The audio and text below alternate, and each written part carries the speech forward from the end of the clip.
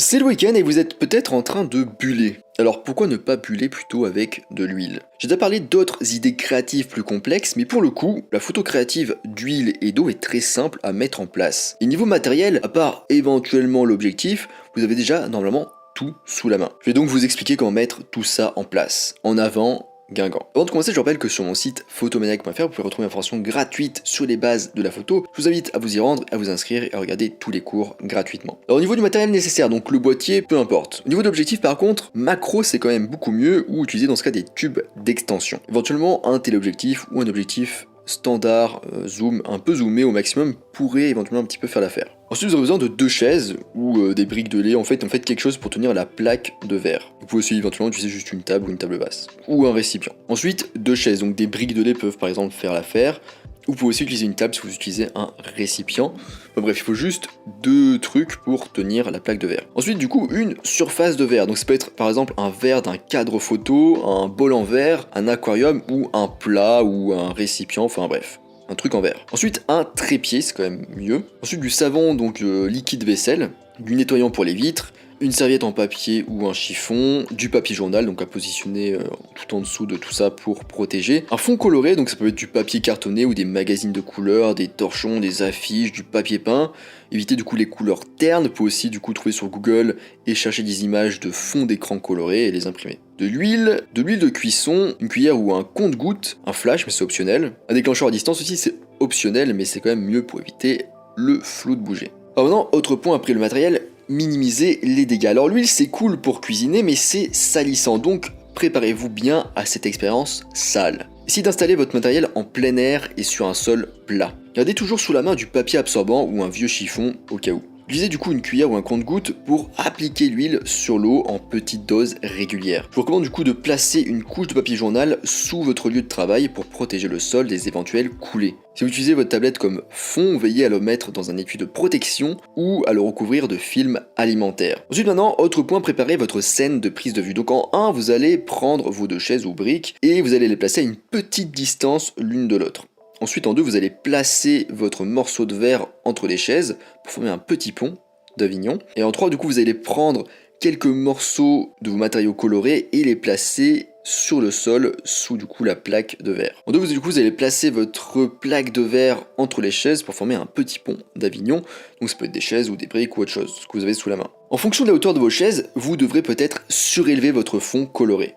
Vous pouvez utiliser quelques livres ou des briques pour surélever tout ça. Le but est que la toile de fond remplisse complètement la photo. On a aussi une autre version d'installation plus simple avec un récipient profond d'au moins 20 cm. Donc en 1, vous utilisez une table ou une table basse, en 2, vous mettez le fond sur la table, en 3, vous mettez le récipient sur le fond et en 4, vous remplissez le récipient jusqu'au bord pour maximiser la distance entre la surface de l'eau et le fond. Autre point, du coup, choisir la position et les réglages de l'appareil photo. Alors un objectif macro ou un tube d'extension peuvent réduire considérablement.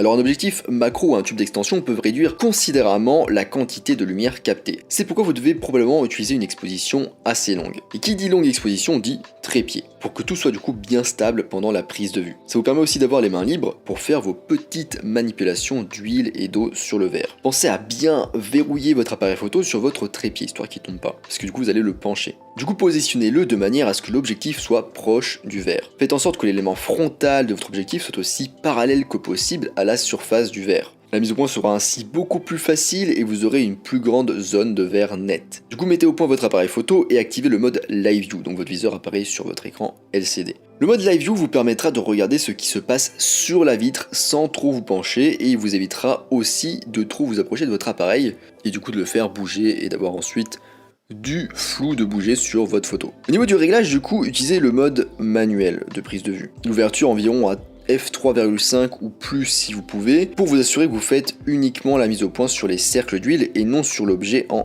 arrière-plan. La sensibilité ISO 100 ou 200, le temps de pause dépendra. La sensibilité ISO 100 ou 200 au minimum, montez un petit peu si nécessaire, et au niveau du temps de pause, cela dépendra de l'éclairage, mais vous pouvez commencer en visant environ 1/250 de seconde, ça dépendra aussi de votre ouverture. Alors autre point, faites attention au flou de mouvement. Avec les réglages juste avant, cela devrait vous permettre d'obtenir une belle netteté générale, qui va s'estomper d'ailleurs un peu sur les bords. Dans un monde d'ailleurs idéal, l'ouverture devrait se situer entre f8 et f16 pour obtenir une plus grande partie de l'image nette.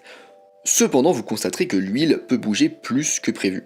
Et du coup, vu que l'objectif est relativement proche de la vitre, et ben cela peut entraîner du flou de mouvement. Après, ça dépend des situations de chacun, mais globalement, retenez que l'huile n'est pas très disciplinée et part un petit peu dans tous les sens. Ensuite, autre part, du coup, commencez à prendre vos photos abstraites à l'huile et à l'eau. Une fois que vous avez tout préparé, il est temps de passer à la partie amusante. Du coup, prenez votre eau, votre huile et votre chiffon, et gardez tout ça à portée de main. Et commencez du coup par recouvrir votre plaque de verre avec de l'eau. Alors attention, veillez à mettre suffisamment d'eau, sinon la texture du verre apparaîtra aussi sur la photo. Globalement d'ailleurs, retenez que quoi que vous utilisiez, plaque en verre ou récipient, plus il y a d'eau, moins l'on verra la texture et les détails de la surface en verre. Utilisez votre pipette ou votre cuillère et appliquez une petite quantité d'huile sur la surface de l'eau. Du coup, visez bien juste sous l'objectif de votre appareil photo. N'ajoutez que quelques gouttes et voyez comment fonctionne la combinaison huile-eau. Vous pouvez toujours ajouter de l'huile, mais vous ne pouvez pas l'enlever. Enfin si, mais il faut tout vider et recommencer, c'est chiant, alors allez-y progressivement du coup. Si vos gouttelettes d'huile sont trop grosses, dans ce cas, ajoutez du savon pour la vaisselle et mélangez bien le tout. Les bulles d'huile deviendront plus petites et plus éclatées.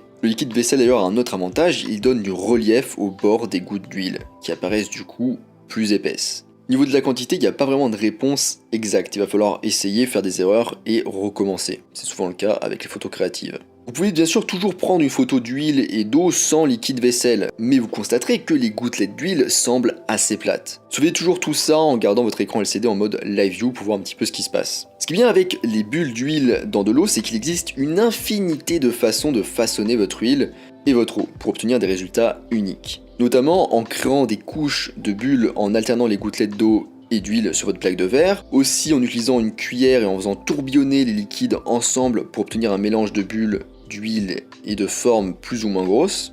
Aussi en essayant différents rapports entre l'eau et l'huile, une fois que vous avez utilisé du coup une certaine quantité d'huile et d'eau, épongez le mélange avec du papier absorbant et recommencez, changez le rapport du coup. En changeant votre fond, donc superposez différents matériaux pour obtenir des dégradés intéressants ou concentrez-vous si vous le souhaitez sur une seule couleur.